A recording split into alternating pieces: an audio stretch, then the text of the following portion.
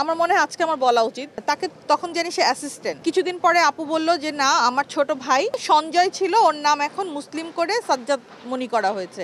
আপু এসে বলতেছে না, আমার একটা প্রবলেম ছিল এই সেই, ও আমার পেটের ছেলে। প্রচন্ড রকম মিথ্যা কথা বলো, ওর সব কিছু জুড়েই মিথ্যা। আচ্ছা, তো মনে হচ্ছে রিপন আঙ্কেলই মেরে ফেলছে। আর বেশি দিন না, 2-1 দিনের মধ্যে আমি দেশের বাইরে চলে যাব।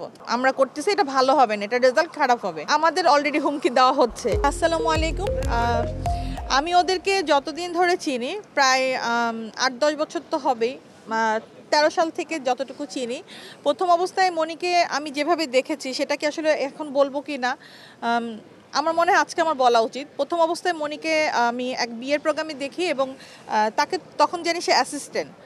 কিছুদিন পরে আপু বলল যে না, আমার ছোট ভাই ও আমেরিকায় ছিল, ও কি সঞ্জয় ছিল, ওর নাম এখন মুসলিম করে সাজ্জাদ মনি করা হয়েছে।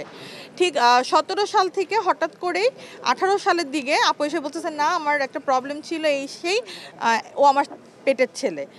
তো শুরু থেকে আপুর দিকে তাকে আমরা তো বুঝি অনেক কিছু, বুঝেও আপুকে সম্মানের জন্য, ভালোবাসার কারণে আমরা কখনোই মুখ খুলি নাই, কিছুই বলি নাই। যে আমাদের কাছে মনে হয়েছে এটা তার পার্সোনাল বিষয়। সে যদি কাউকে ভালো সন্তান ভেবে ভালো থাকে, একজন নিঃসঙ্গ মানুষ, একেবারেই নিঃসঙ্গ ছিল। আজকে হয়তো আমরা অনেক বড় বড় কথা বলতেছি, আসলে তো সে একা ছিল।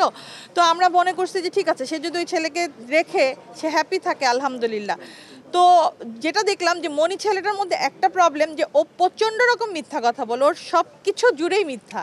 মিথ্যা ছাড়া এখন পর্যন্ত আমরা কিছুই পাইনি। আর রিসেন্ট তো পুরাই প্রমাণ হলো, সে যদি 1 লাখ টাকার কিছু কিনতো, সেখানে বলতো সেটা 5 লাখ টাকা।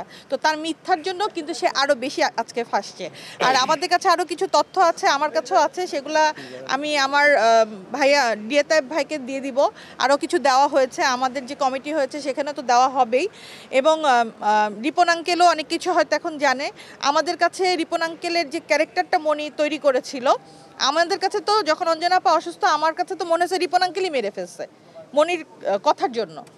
পরবর্তীতে তো বুঝলাম যে আসলে এই কাজটা কে করছে, এবং তার ড্রাইভার আরিফ, যার নাম নাকি মনির, এতদিন আমরা জানলাম, এত বছর ধরে জানছি যে আরিফ। এখন হঠাৎ করে শুনি তার ড্রাইভিং লাইসেন্সের সাথে, তার ভোটার আইডির সাথে কোনো মিল নাই, তার নাম নাকি মনির। তো এই ছেলেটা আমার এখনো মনে আছে, যখন আমি আইসিইউর সামনে বসা, সে আমার আম্মার পাশে বসে বসে বলতেছে আর বেশি দিন না, 2-1 দিনের মধ্যে আমি দেশের বাইরে চলে যাব। তো বিষয়টা আমার ভালো লাগে না। এরকম অনেক পয়েন্ট আছে, অনেক কিছু আমরা ধরতে পারছি। আদাবরের বাড়ি তার নামে দিয়ে দিচ্ছে। তো এগুলা যা যা আছে সব আমরা আমাদের মহোদয় ডিএতায়েব ভাই আছেন, ওনাকে আমরা তো দিয়েছি, আরও দিব। আরও কিছু প্রমাণ আজকে আমার হাতে আসছে। এবং ফোনের বিষয়টা বলি, এটা বিপ্লব ভাইকে শুধু একা না, আমার কাছেও এই টাইপের 2টা ফোন আসছে।